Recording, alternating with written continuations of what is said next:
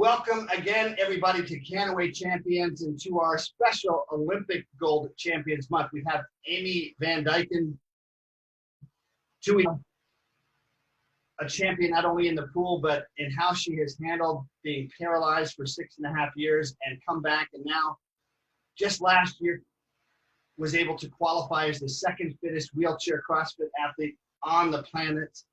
Talk about character, talk about, the habit of overcoming. We had John Neighbor last week go into 8 habits of greatness as Olympic champions. And we're very excited because we have one of the great athletes, I'll tell you that, having trained in the National Football League, I did my share of running. And I think most people that have done any kind of running would understand that running a 400 meters is in many ways the ultimate challenge. I think the half mile's up there too, the mile's up there. And because you make it through those first 300 meters, but that 100 meters is a test of character. It's a test of toughness. Amy Van Dyken talked about how in that last lap, when she was going head to head with the world champion Chinese swimmer, as they came up the last 50 yards, the Chinese swimmer looked at her and Amy just said to her, to herself, she said words that she couldn't repeat, but basically, I am going to dominate you, which is what she did. And how do we find those moments of challenge and moments of truth? Let's say when you're running that last 80, 90 yards and you're Butch Reynolds and you're in the Olympics. We're going to get into that now with one of the great track stars and Olympic champions of all time, Butch Reynolds. Thanks for having us, brother. Thanks, Nick. Thanks for being here. I'm glad to be here. I know that you're a great speaker, and like me, you just love the opportunity to share the lessons of the playing field and the track in this case. And so we're looking forward to the next 40 minutes of just talking about what you went through and the lessons you've learned. And frankly, let's start back in Ohio. Let's talk about junior high school and trying out for the track team. And tell us about that and what that did for you and your first reference to, if you will, defeat and failure and how you dealt with it. Well, it was my middle school year. I was in the 7th grade, and a few of the neighborhood kids said, we're going to run track to stay in shape for football and basketball. So track season came out. It was the very first time I was able to try out for a team school sport. So it was pretty big. It was pretty big to us. So it was like 3 cuts. First cut, no problem. Second cut, no problem. So my friend and I, we went to the 3rd cut, and how you know if you made the cut or not, your name was on the board. So if your name is not on the board, that means you didn't make the cut. Your name is on the board, you made the cut. So I'm looking 3 times, didn't see my name. So I knew I was cut. So my friend, he went to the board, of course, and his name was on the board. So we was like, it was a little robbery then, of course, but it was like the thrill of victory, the agony of defeat at that time. Okay, I really understood what setting out to get something and then you don't achieve it. And it's really how do you handle that piece? Well, a friend of mine went to talk to the coach, and coach said, okay, we put you on the team, but I didn't accept that. I needed my own. So I just started training harder for basketball. That was my first love, football. Then it was basketball. So I just stayed with basketball, put more time in basketball instead of finding the negative way of beating yourself up, causing more problems, more headaches. And that's what usually we do. So when I got older, dealing with that same type of adversity, some things that you set out for and you don't get it, you can't beat yourself up. I didn't then. So when I got older, I didn't beat myself up. Okay, it was okay to set goals for yourself and maybe not achieve them or come short of them, just to keep moving for them tomorrow. Tell us about the role of your parents and the notion. Any examples for you about dealing with rejection and failure or not fitting in? My parents was very awesome. I cannot been blessed with better parents. They taught me how to be a parent and how to have that love in when you're raising your kids. And that's what I felt.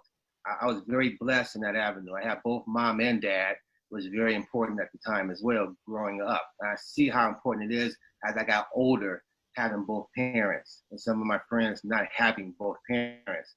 I always describe my parents when it comes to some of my success in the 400 meters as the first 400 meters like my dad. He's pretty laid back. He's everybody's friend, he's just a good guy. And he bowls He in what 4 Hall of Fame in bowling. So he's an athlete. Yeah, well, he's an athlete in himself. He has about 20 perfect 300 games. So he understands the concept of competition. Oh yeah. My mom though, she's a different. I mean, my mom is more aggressive. My mom is a no nonsense. She raised 2 boys and a girl, but the 2 boys she raised them with a lot of respect for ladies, a lot of respect for a lot of people, and that came from my mom, of course. But I describe the last part of that race in the 400 meters as very tough, very demanding. You have to have success. You will not be denied. That's the last part of the 400 meters. And it's funny you say that because right now in my life, I feel like I'm at the last 100 meters, okay, which is very struggle, it's very tough, but the success is there. You just got to keep pushing, got to keep grinding. And I can feel it because I did it so many times in my career. I ran about a good 10 international, national championship races. So you kind of get used to building up a mindset. I call it a gold medal mindset. Butch Reynolds, gold medalist, world record for 11 years, 43.29. Yes. 43.29. That's less than 1 second every 10 meters. I mean, it just blows my mind. Let's, all of us that are watching, people that are in Europe, people that might be in Japan, all over the world that are part of the Kannaway family, let's think about that last 100 meters of our lives. What we want to be thinking about, what we want to be focusing on that will take us through pain, adversity, doubt, the voice in us that wants to tell us we can't do it, and override it with that champion's voice, because that's what it's about. I know I'm running on the field, and I'm thinking about you right now, and I'm running on that field, man, and I get emotional on my show. I can feel it right now. There are times I would come out on the field, Butch, and just going, oh my God, this is the most pressured existence. The kicker, you know, you're coming out, you're on a little island. You've got 10 guys in front of you, 1 to hold, 9 to protect you. You got 11 guys 20 feet away that want to kill you, paid millions of dollars. They're all about 6'5", 300 pounds. They've all got 35, 40-inch vertical leaps. You know, then you've got 80,000 people screaming at you. And yet you've got to override that voice that wants to nibble at you, that wants to say, you're not worthy, you're not part of this. And you've got to find that way to override. And I really want all of us, and you and me particularly today, because you had to do that, to be the greatest athlete on the planet in the 400 meters, and to my mind, one of the great athletes of any sport, what you had to do to get to that place. So let's move on, Butch Reynolds, to high school and college and training for the Olympics, and suddenly you've made it. You've said goodbye to your rival. You are the man now, and the expectations that came with it. Tell us about a coach perhaps that helped you begin to take that step. You come from great parents. We all know I had great parents. Not everybody has great parents. A lot of my teammates in the NFL had no father figure, and yet they found a way. How did you find a way? You know, I always had that mindset of wanting to be the best and always doing my best, per se. I think you live and you learn through experiences in life. You know, my high school experience, I hurt my knee. I was expected to go to state in the state of Ohio and win the state for my high school. One guy. I was going to run the 400, the 200, the 100, and a long jump. So I qualified for all 4. I went to regionals right before the state meet, and I was the first jumper. In Ohio, we had Ohio weather at the time. The weather was very nasty, rainy, and I jumped in the pit, and water, sand and water don't mix. It's like cement. So my leg got stuck in the sand. So I hyperextended my knee. So the state meet was over for me. I went to the doctor, and he was gonna put a brace on my knee. He said no. He said he took him about 30 minutes to come back. He called the Ohio High School Association and found out that my jump qualified me for the state meet. So he put a straight leg cast on my leg because he knew I would take the brace off and I would jump. So it's incidents like that you feel like it's over with. Why me? You know, my mom was telling me there's bigger things for you. You know, she was always there with the right words at the right time. So when it was bigger things for you, I never knew it was Olympics. So I just took that. I went to my junior college and I trained hard. I made the 1984 Olympic trials at junior college and I made the team. It was 45-3. Okay, I was 19 years old, and I said, at that time, I told my dad, I'm gonna go to this junior college, and if I don't make the Olympic team, I'm gonna go and play football. It was a known thing. I was gonna go play football, but I said, if I make the Olympic team, I'll go. I wouldn't play. Running back, running back or wide receiver? Went wide receiver. Wide receiver, of course. Tight end, wide receiver. So I got to the trial and I said, you know what? If I train 4 years hard and dedicate myself, I can make these teams. I can beat these guys. So that's why I took that energy. I took that focus. Right. My coach at the time, my college coach, John Francis, made mine. It says 43.86 seconds. And it says Harry Butch Reynolds world record. He said, I want you to take the sign. I want you to put it in your room, your dorm room, and you look at it. And I had that sign in that dorm room in my junior college that year. When I transferred to The Ohio State University, I took that same sign with me. I put it in my room at Ohio State. I looked at that sign for 4 years until that dream became reality. Can I say again? Harry Butch Reynolds? Yeah, it was 43.86 seconds, Harry Butch Reynolds world record. And I had that sign. So it took the visual, you had to visualize it to see it as well. So my coach felt like I could do that. That was not my goal. My goal was to, once again, was to go in the NBA or go in the NFL. That was my true goal. That was my true passion. You can ask me anything about the NFL or NBA at the time, I can tell you. In the Olympics, I didn't know much about the Olympics. And then when he gave me that goal and I started pursuing that goal, that's what led me to. Wow. So everybody that's watching this, the clarity and specificity of our goal writing is so crucial. I've told the story about how I wrote before my 1990 season, every single goal, inside 30 yards, inside 40 yards, inside 50 yards. Didn't want to miss a kick inside 50. I wanted to make all but, maybe give myself one miss for the season, possibly. And, 50-yarders, game winners, all those things. And I stuck it folded up in my pocket in my wallet. And I also wrote it on the mirror in my bathroom, much like you. Every day I would see it. That's it. That season, I led the NFL in scoring. I had 24 field goals in a row. Steve DeBerg, our quarterback, called me lucky. And our coach, who was not one to compliment a whole lot, Marty Schottenheimer, good old Ohio Cleveland Browns coach. I'm sure you knew and followed a few of their games. He was coach. He was impressed. He just sensed something different about me. And when you write those things down, it's part of commitment, but it's also saying to your brain, search out how you can make this happen. And the deeper you remind yourself, best word in the English language, refresh your mind.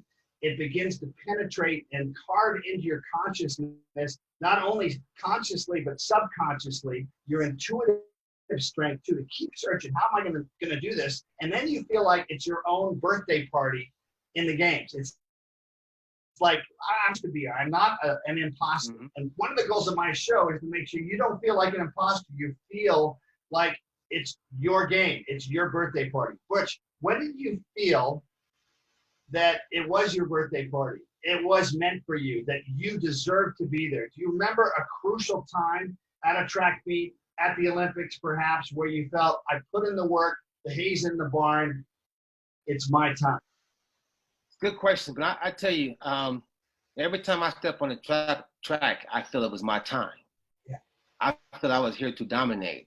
In 1988, when I won the silver medal, that's when I learned a valuable lesson in life. I was a gifted runner. I can give the best in the world a 5-yard head start, a 10-yard head start, and beat them. I was just that gifted in running. But sometimes that type of gift, and then you can really see the gift. So when I started to train hard, one thing I was still not, I didn't become a terror, we'll say, mentally, until I won a silver medal in the Olympics. When I won a 1988 silver medal in the 400 meters, after that race, that's when I became a true terror mentally when it comes to competition. Before, I was able to just beat you just because I wanted to win. And it wasn't a mental game of being, no, I'm going to be focused. After that race, after that silver medal race, I will say I would never, ever not do my best. I felt like I didn't have to do my best to win a gold medal. And because I went there and like you, I felt good. I was feeling too good. I wanted it too much. I was overly ready to do it. And I had to calm myself back down. That was my problem. It wasn't like I doubted. There was no doubt. I already trained hard. I already knew what the goal was. So when I got there, I knew that, oh, this is it. So I got a panic attack on the starting line. My chest was coming out like this, okay? And then I realized, but you don't have to do your best to win. So I sabotaged myself then, and I didn't do my best. When I looked up, I was in 6th place with 100 yards to go. You can look back, you can videotape that. Then I went to 2nd. I went to 7th, 6th, 5th, 4th, 3rd, photo finish for the gold race, really. And I looked at that, and I said, it would never happen again. And it hasn't in life. I'm going to give it my all. I'm going to give it my best. Yeah. The analogy I can draw is training and nerves, okay? If you're not feeling a little nervous for something, that's actually a signal, I think, that something's wrong. When you care about it, a little bit of nerves is not a bad thing. It's a signal you give a darn. And I'll never forget, 1992, we're playing Seattle, and I went on the night before the game. Hey, I'm not nervous. It's my 12th, 13th year in the league. Well, I'm a pro. I've just gotten so good that I just don't have to worry about it. And pre-game warm-up, not nervous. Well, making my kicks, everything's fine. I guess I'm just really ready, no problem. The game started, I had that same panic attack. Never had a panic attack before, never had it since. And I missed the field goal. Now, I went on to make the Pro Bowl that year, 22 for 24. Anyway, we didn't have a great offense that year. But I remember saying to myself the same thing, I will never let that happen again. So the signal to me was, and this is something I'd love for you guys to write down, if you are not nervous and you're doing something important that you care about, want to be nervous. Literally say, I want to be nervous. Because what happens psychologically is you're fighting, part of you saying, don't be nervous, but your natural instinct is to be nervous. When you allow it to be just part of the natural part of you, you're no longer fighting it and your energies are not at cross purposes. That doesn't mean you want to be neurotically nervous. It just means I want to be nervous. It's okay. I put in my time and I found a peace from that.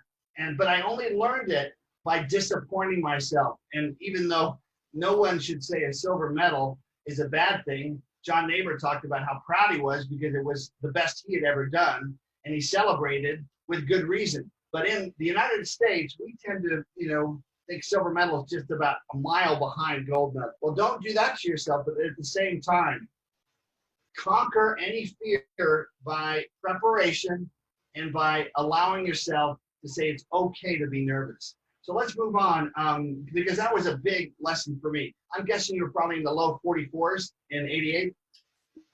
Yeah, I better be, yes. Yeah. Yeah, it's 43.29, yes. Okay, so now tell us about, your greatest performance and what it meant to you and how you got to that place. It was 43.29. It was a month after the Olympic trials, and the guys ran good. 1, 2, 3 was like right there behind each other. It was like a arm distance apiece apart. And I knew that going into Zurich, Switzerland. Zurich, Switzerland was the biggest budget meet in the country at the time. One of the biggest meets in the world. So we went there and a month after the Olympic trials, and all I wanted to do there was win. My brother ran as well with me. He ran the B race, I ran the A race in this particular country.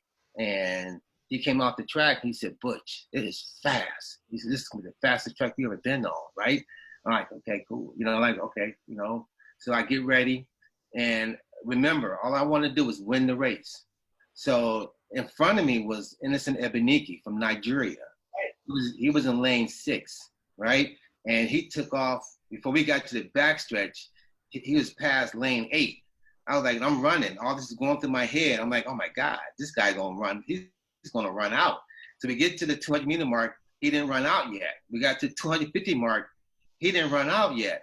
So I'm thinking now, oh, he's not running out. I had to go get him because he was just that far ahead of everybody. So he pushed the field faster. So when we all went past him, then I remember how close they were. at the Olympic trials. I said, they're not going to be that close. They're not going to be that close. And when I finished the race, didn't know it was a 10-yard lead, 10-yard when I finished it. It was a 43.29. But the biggest thing for me was Lee Evans. Lee Evans held the record for 20 years. Yes. Okay? So that was the honor. That was the respect. What was the number? His number was 43.86. The number I had on my board for, those 4 years. That's the guy I was chasing. That was my motivation at the time, was just this. So it was funny how that happened. And I give a lot of, because he held it for 20 years. One of the oldest oldest records in the book was from him. So that made a special. And then when I met them later on that year, the 1968 team with Lee Evans, that was the first time I met him in New York. He called me. He said, "Is this Butch Reynolds?" I said, "Yes." "This is Lee Evans. I'm coming upstairs." I said, "Oh my God, this is Lee Evans." And he came in with the whole 68 team himself, and he just kind of congratulated me and was very humble beside that. And we kind of hung out a couple of times in Europe after that too. So it was a good passing of the baton. It was very positive. Yeah. That meant a lot to me than anything else. Well, the mentors that have gone before us, I mean, who means more than that? For me, it would be Jan Stenner, George Blanda, Lou Groza. To get a letter as I did from Lou Groza, Cleveland Brown guy, another Ohio guy, that was the best. I think that didn't mean a lot to me. But you shattered that record by virtually half a second. So, but that's wonderful stuff. Tell us more about the Olympics and the experience of being around other great athletes and the different you as you approached being the best on the track. Like I said before, experience. It's all about experience. And when you travel the Olympics, it's more than just traveling it's the travel to the Olympics.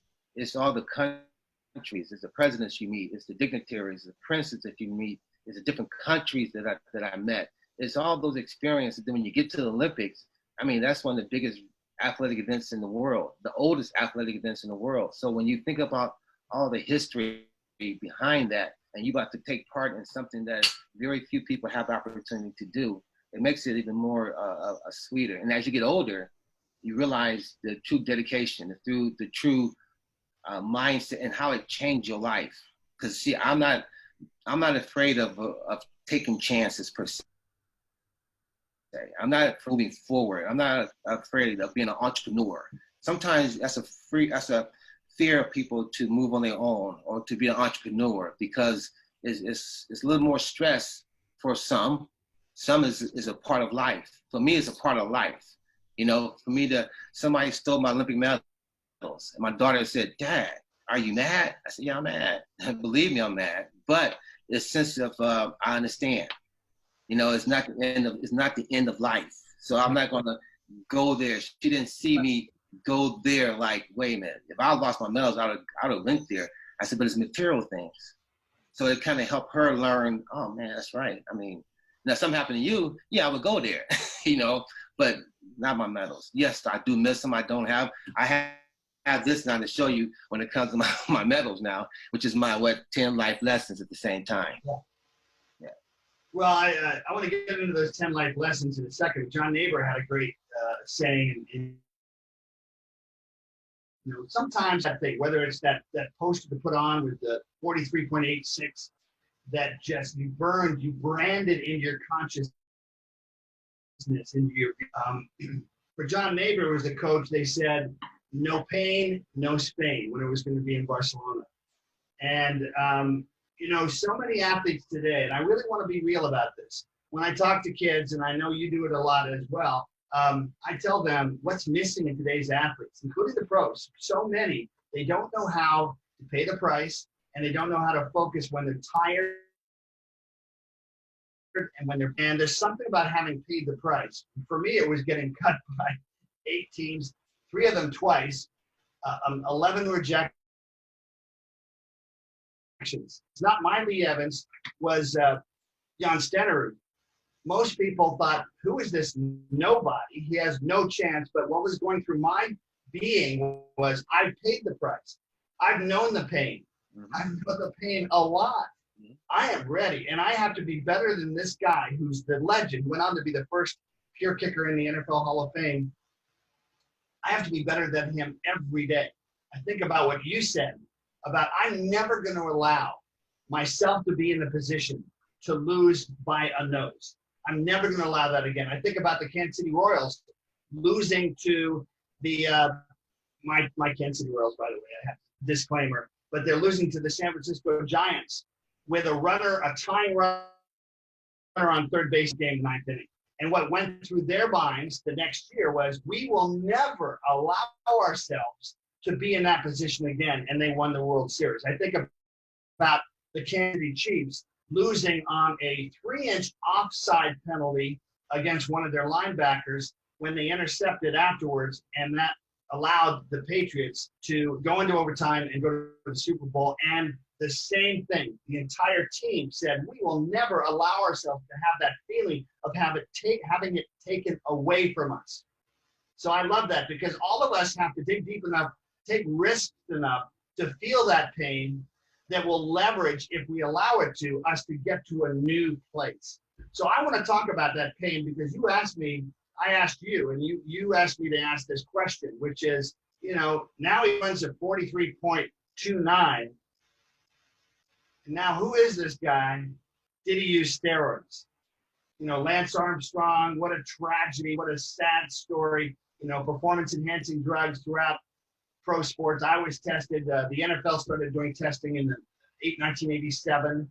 And of course, we've had all sorts of stories of people that did use drugs.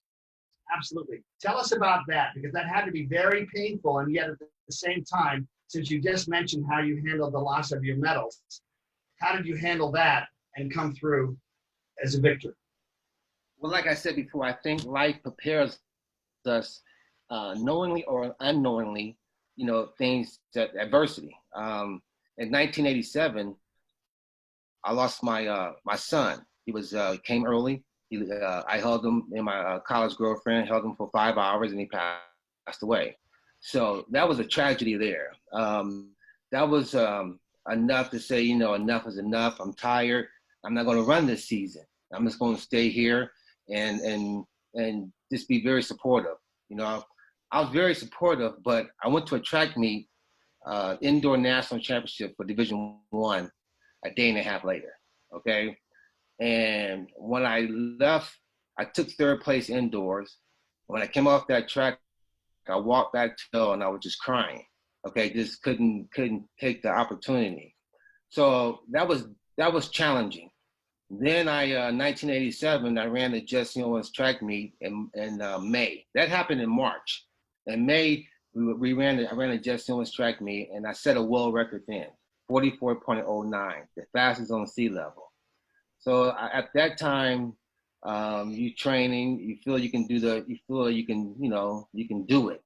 And I get to Zurich, Switzerland, 143.29.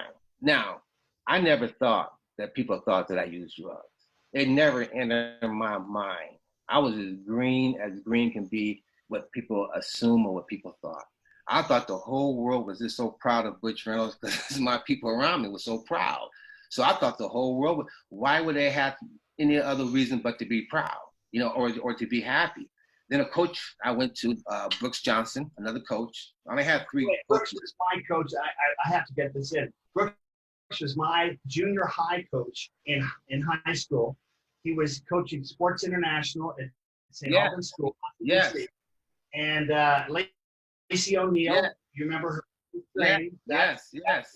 Butch, he cussed me out. Yes. He cussed me out because on the last play against Episcopal, the ball was way over my head. I was a wide receiver too. I was very thin and I couldn't run. I couldn't keep up with you, that's for sure.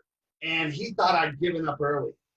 And he cussed me out. I didn't think it was fair, but you know what? To this day, I tell him, you know what? You helped push me. You just helped push me to go, even if I think I've done enough, I can do more. There's more in the tank. And Butch, you know that Brooks Johnson is one of the great sprint speed coaches of all time. Right. And I was so lucky to have that man, because on top of that, Brooks also said you have an obligation to change the world and for racial justice, for making the world a better place. And for a white guy in a very white school to have a Brooks Johnson intimidate us all and say, you can do more. we use that word privilege. You are so privileged.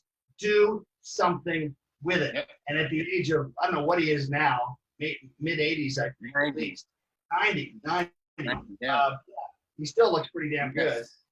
And what a great mentor. So I just wanted to say we have that cross section. And by the way, for those of you, when you align your commitments and your values and your goals, these coincidences are not coincidences. The fact that I intersected with, sorry, I get emotional talking about this, having a Brooks Johnson, how did that happen? I mean, okay, fine, it's coincidence, but it happens more and more when you've got your life aligned with what matters. The two most important things, the things that you will always do and never compromise on. So keep going, my friend. You're working with I Brooks. understand. Brooks Johnson was definitely an inspiration, a mentor, a coach at the time where I needed to understand where my place was at. Because when I had the false accusation, that was the lowest part of my life, of course. That was the lowest part. And it got when they told the world that I tested positive before I had one hearing. And that one really made me just like, I had two choices at that time. When they told the world without me even having a test to say, okay, this is not my test. They told the world. So I was damaged at that time. And I didn't really know that. I thought that once I proved my innocence, everybody's going to believe the innocence. Everybody's going to believe, hey, he didn't do it. And life goes on. So when I proved my innocence by going to the Supreme Court of the United States, and that's where Brooks really came in at, because he said, Butch, there's only 3 athletes ever go to the Supreme Court. Kirk Flair for baseball, Muhammad Ali for his rights, and Butch Reynolds. He said, I never believed you'd make it this far like this. He said, but since you did this, we're going to go all the way. So meaning that is, I end up running the 1992 Olympic trials, making the team. And when I made the trials, I'll tell you how hurt I was, because in 1990, you know the season you had in 1992. In 1992, when I went to Supreme Court and won my case, and they told me you have an hour to get to the track and to run. This is from the Supreme Court of the United States. I had an hour to get to the track to get ready to run. So I said, perfect, give me that hour. I got my shoes, got a taxi cab, because but making a long story short, I get to the track, my brother and I, okay, because he with me all the way. It was a threat out there saying that if I ran the 1992 Olympic trials, there'd be no dream team going to the Olympics, no baseball, no track and field, no swimming. Every Olympic guy would not be able to go to Barcelona. Then the threat came down to just the track and field. Then the threat came down to just the 400-meter runners. But before then, when I got the Supreme Court decision, they said, don't go to the track. I mean, they didn't want me to the track. The Supreme Court gave me the right to go to the track. Yeah. So I went to the track, and as soon as I stepped on the practice track, you should have seen the 1992 Olympic trials athletes scattered off that practice track. It was the most lonely, most hurtful feeling I have ever felt in my life. It's like time only stopped a few times in my life, really. And I say that time stopped when you really feel time stop. When I lost my kid, I felt time stopped then. When I set that world record, I felt time stopped then. And when I stepped on that track in the Olympic trials and everybody off that track scattered, I mean, they scattered like I was coming in there with a zombie or something. And it was just that, and they was looking at me, pointing their finger at me, calling me a cheater, calling me selfish. These are my teammates now, and I'm like, oh my God, I went to Supreme Court. So there's no matter what I did to prove my innocence, it wasn't going to be respected. And I lived my life for the last 30 years as that guy, because whenever I've been coaching, I've been training, and I can't get an Ohio State job. It came up 3 times. Why couldn't Butch Reynolds, Olympian, have no problems, get a Division I, Ohio State University, where I went to, job? I couldn't get Division II, Division III. So I tried this. I said, I'm going to go to Division II. I'm going to start from the ground and work my way up. So I worked my way up. I get to the 4th year where the head coach was leaving. So now I have opportunity. Who else they gonna choose? I'm Olympian. I proved it. I won. Kids in school. I'm maintaining a 3-point grade average for the whole team. I'm doing all of it. And then they say, well, we're gonna go a different direction. And when they said they're gonna go a different direction, I knew then that accusation, I cannot get away from it. And that just happened 2 years ago. Okay, so I'm still facing that false accusation and living through it now. But I say this, I had to remarry, and I remarried. She had 2 kids, and that's the love of my life. That keeps me going. You know, her and my 2 kids. Now she's a senior at Case Western Reserve studying pre-law. My son went to Ohio Dominican studying the sports management, and my daughter, my wife, she went to Ohio State University where she got her degree from architect. Sorry.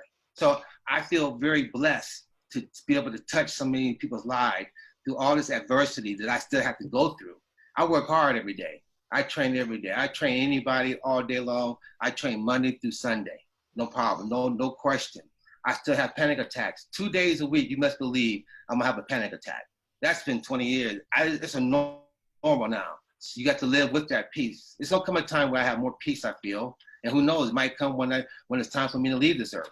I don't know, but right now I'm gonna keep a smile on my face and take care of my family. And they don't know hardly. When I met them, they had no idea of the Olympics, of the false accusation. They had no idea, none of that. They had no idea. You know, you can say going to the Olympics, you can say winning the gold medal, but really, what does that mean? What understanding the concept? They were too young to really understand the concept of that. So I was always a normal guy to them, knowing that the world looked at me far than that, a lot less. The world looked at me that way at that time. Now I'm able to, after 20 years, I'm ready to tell my story because now I can tell, you know, what happened. My daughter, she was a baby. Now she's, like I said, she's a senior case. So they can do nothing to hurt my family now because I know how, you know, you're dealing with the Olympic organization and the due process there and how they treated me and how I'm still being treated. You know, it's not right. So it's time for me to let them know that it's not, you couldn't break me, my point. You know, you didn't beat me. Yeah. You know, that's my point. I'm thinking of, it's just that undeniable spirit. By the way, just a couple more interesting coincidences. So I grew up next door to Supreme Court Justice Byron Whizzer White, who was one of the people that ruled in favor of you in that decision. He retired a year later. And I ended up winning the humanitarian award given by the NFL Players Association, named for him. And when he retired, he finally could present the award. So I was asked the next year, 1994, for him for the first time present the award because he was afraid if he was presenting it while he was a Supreme Court justice, it would compromise decisions. Right. There was something he had to decide regarding professional sports in the NFL. So that was just it's something I lived with. Just a beautiful thing about the synchronicity. And then Butch, 15 years ago, a guy named Muhammad Ali moved in 2 doors down from me. I don't know how that happened. Trust me, I do not know how that happened, but I ended up being his personal kind of driver to the NBA All-Star Game, movie premieres, and I got to spend time because I would just hang out. And I love to tell the story that when I took him to the Kansas City Royals, Los Angeles Dodgers game about 8 years ago, it was a moment that I will never forget. Not just because of the way the fans looked at this man who had the same kind of challenge to overcome people's perceptions, right, and judgment and hate, right, and beamed on the other side as he was in the Atlanta Olympics and in 1996, which Amy Van Dyken talked about too. But what I remember most, Butch, is that as we're leaving the stadium, because his Parkinson's was so strong even then, that by the way, I bought him a milkshake, which he loved. And Marilyn, his wife's sister, who was his caregiver, was mad at me, but we already had fun. I have a picture of him with that, with a little bit on his lip. We get back to the car, and there's a whole group of little kids waiting for autographs who are the sons and daughters of the coaches of the Kansas City Royals. And I'm worried because he's shaking, he's tired.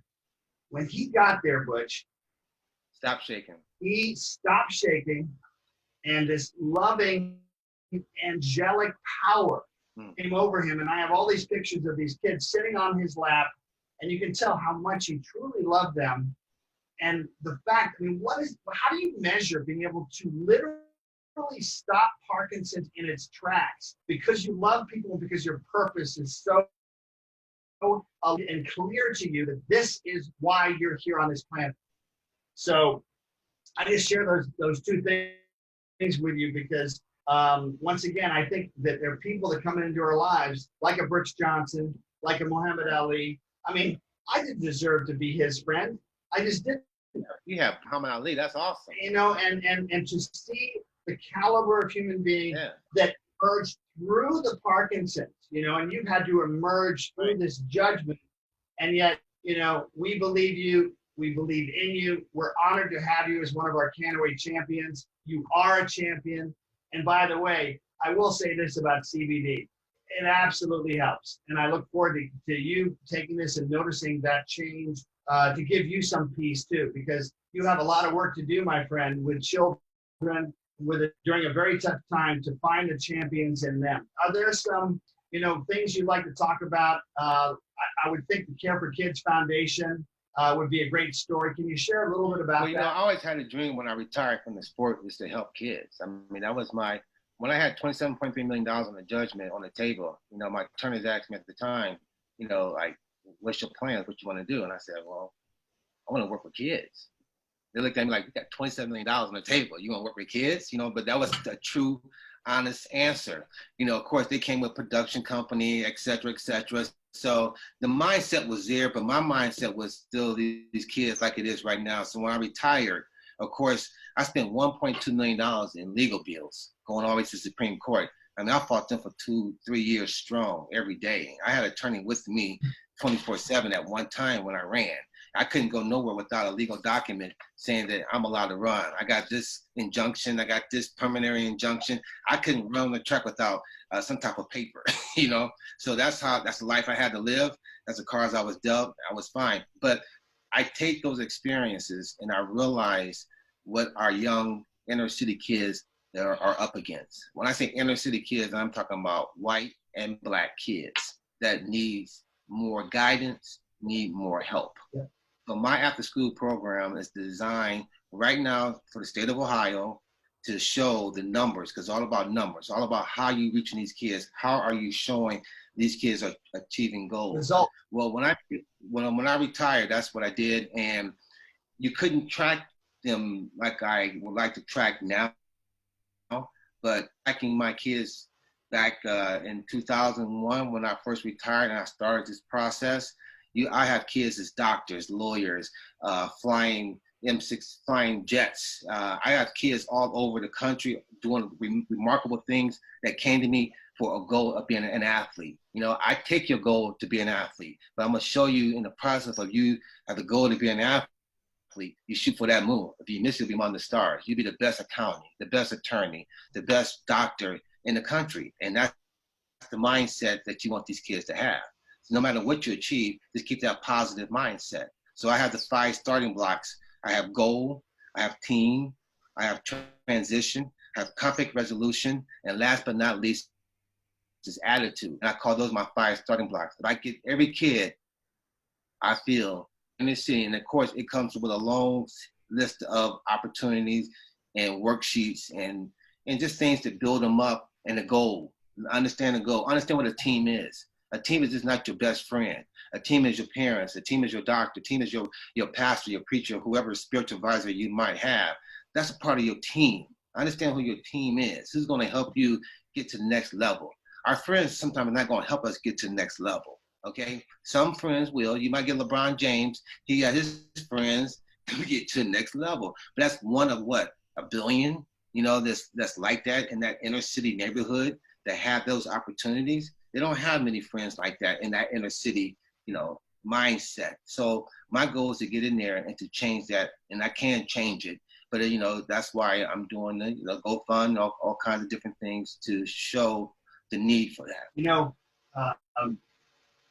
one of the hardest things that I see with my my brother's on the Chiefs all these years and with the Jets too, is the great players like Derek Thomas, who grew up with a father who was a fighter jet pilot in Vietnam, shot down, killed, does not have a father figure, growing up in Miami. Had a couple run-ins with the law, but, everybody could tell he was a good person. And so when he makes it in the NFL, he feels this obligation to take care of those friends. And I would ask you, how do you, and this is for our audience too, what's the distinguishing thing you look for so that you choose the friends that really, truly have your best interest at heart, that want to bring out good things in you, and you don't guilt yourself that you got to take care of everybody because they're trying to guilt you, saying you've changed, you've got too big for them. Because that's what happened to Derek Thomas. And when he died, and I was in his hospital bed at the Boulder County Center just a few days before he died, he didn't know he was going to die. And one of the reasons he died was his friends. I'm going to say this has actually probably never been out there. I'm going to go ahead and share it right now. He was given permission by his doctors, who were so enamored of his physical condition, even though he's paralyzed, that they let him have one last night out. And he signed liability papers, so the hospitals got off the hook and the doctors got off the hook. And he went out one last time in a van with his buddies. And I guarantee you that he drank. When he got into his bed on Sunday, he was going to start his rehab with a new drug and a new program, and myself and Danny Salamore and Neil Smith and Broderick Thomas and some really great players, we were each going to come down for 3 days and help him through his rehab. Well, Monday morning comes, and Derek Thomas gets out of bed, and he has an aneurysm and dies. Right there. Boom. And I'm not saying, it's not the same sort of thing where I'm going to point fingers and say, you killed him, but I am going to say that he could not ever separate himself from those guys that he grew up with enough to be able to make the better choice. And I can't say I would have made a different choice myself. I'm stuck in the hospital as he had been for weeks, and now I want to get out just to get out. But it did, in the end, shorten his life.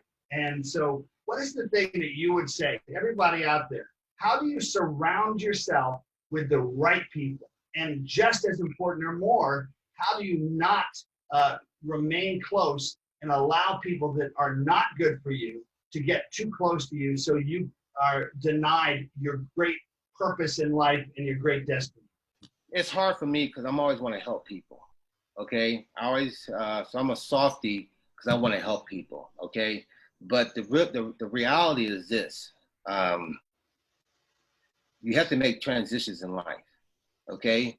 That doesn't mean that my friends I grew up with, they are not my friends. Right. They're still my friends, but it's a certain type of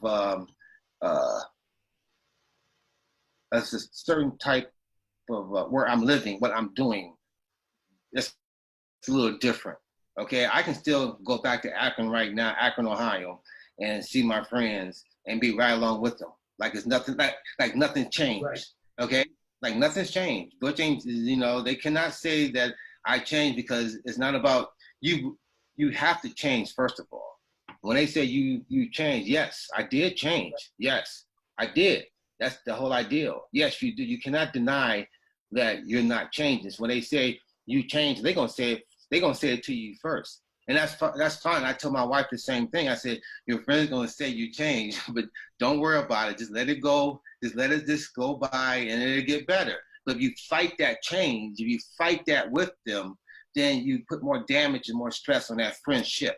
Okay, you gotta let them feel that. Just kind of ease away a little bit. Just spot check. I call it the spot check communication, right, until people grow.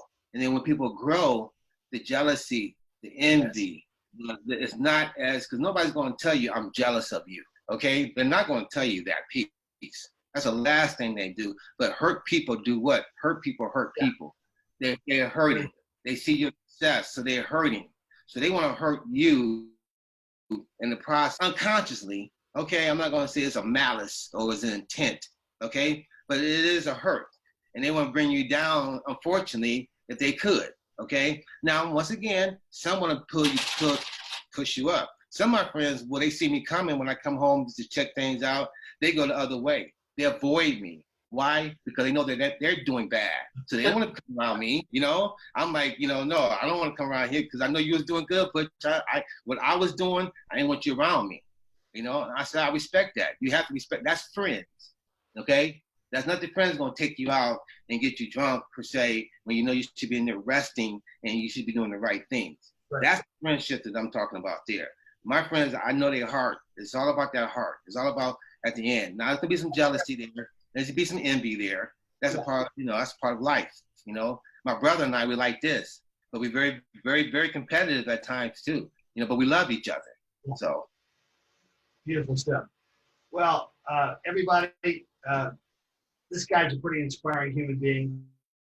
We hope to have him for a long time as part of the Kannaway family, maybe have him meet you in person at some of our events. Butch, how can people get in touch with you, and how can they support Butch Reynolds Care for Kids Foundation? You can, ButchReynolds.com. You can leave me information, very easy, ButchReynolds.com, and get on my website, leave me information, and I will definitely get a hold to you, and maybe we can touch some of these kids live. By the way, you ever need me, I'm there, man. I am totally there. I'd love to come. In fact, I did a kicking camp in Akron, and one of those kids, Paul McFadden, went on to be a kicker for the New York Giants and the Philadelphia Eagles and Atlanta Falcons.